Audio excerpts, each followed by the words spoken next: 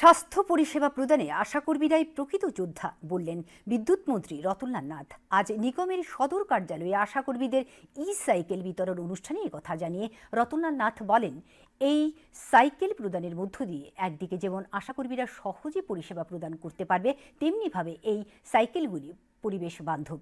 বিদ্যুৎ ক্ষেত্রের সার্বিক উন্নয়ন ছাড়া রাজ্যের উন্নয়ন সম্ভব নয় বলেও জানান বিদ্যুৎ মন্ত্রী। এদিন তিনি বিদ্যুৎ নিগমের বিভিন্ন কাজকর্মের কথা তুলে ধরার পাশাপাশি পিএম সূর্যঘর থেকে শুরু করে সার্বিক বিদ্যুৎ পরিষেবার বিস্তারিত তথ্য তুলে ধরেন।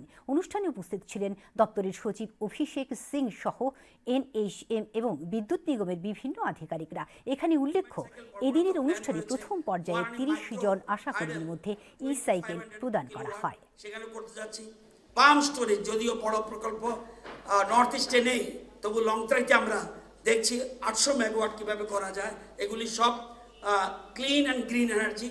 এগুলি আমরা রুফটপ সোলার, পিএম সূর্যঘর আমরা বিদ্যুৎ দিচ্ছি বর্তমানে, এবং শুধু পিএম সূর্যঘর দিয়ে 7 মেগাওয়াট, ইয়েস, আর টোটাল সোলার দিয়ে অন গ্রিড সোলার প্রজেক্ট আমরা প্রায় 30, 29 আর 7, 35 মেগাওয়াট উৎপাদন করছি।